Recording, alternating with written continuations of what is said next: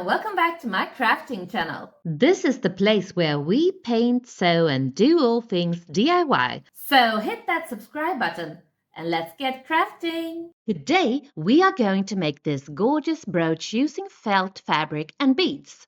I have chosen to make a bumblebee, but you can of course use this exact same technique to create a completely different design. Stick around until the end of this video because I will show you what the bumblebee looks like when worn on different clothes and on a bag.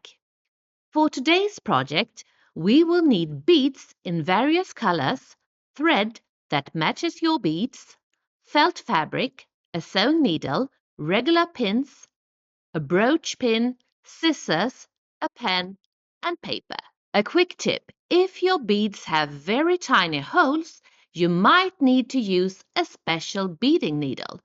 For the beads I'm using today, however, a really fine sewing needle worked just fine. Here you can see that I have drawn a bumblebee which will serve as the template for my brooch. When I drew it, I used pictures of real bumblebees from the internet as a reference.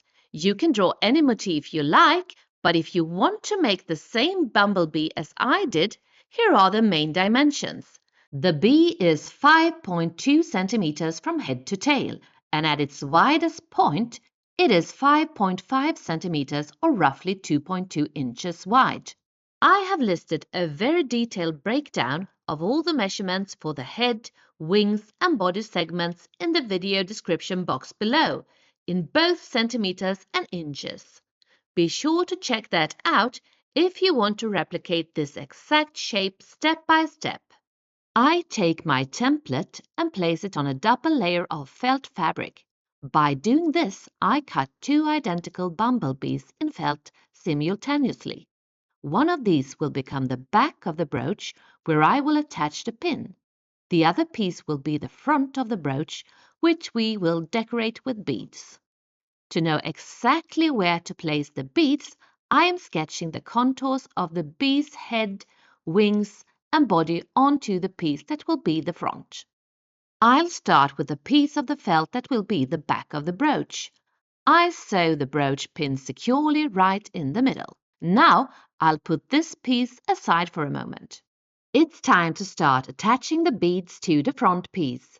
I sew with a double strand of sewn thread and I pass the needle through each bead twice to ensure they stay securely in place.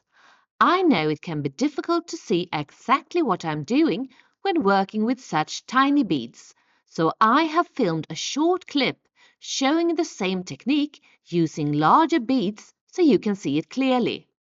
First, I secure the thread in the felt and sew through the first bead. Then I go back and pass through the same bead one more time. To add the next bead, I bring the needle up right next to where I just went down. This creates a really strong and even foundation for your design. I have to be honest, this project actually took quite a bit longer than I had anticipated. After a while, I got a bit tired of sewing through every single tiny bead twice. I realized I could string several beads at once and speed things up. However, whichever method you choose, I strongly recommend that every time you start with a new thread, you secure that very first bead properly by sewing through it twice.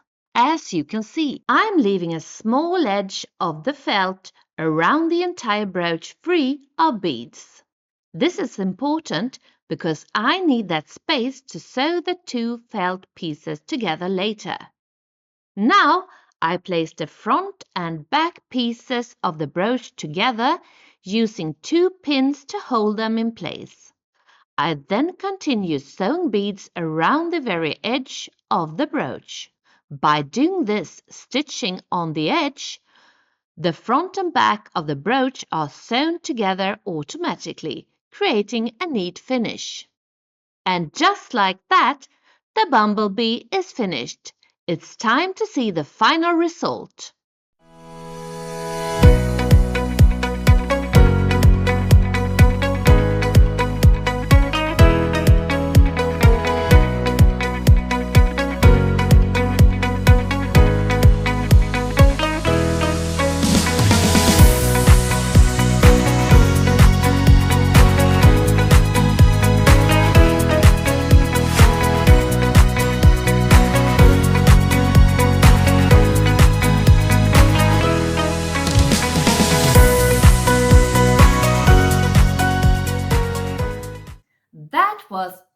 for today, but I really hope you liked this video, and if you did, please consider to like, share and subscribe.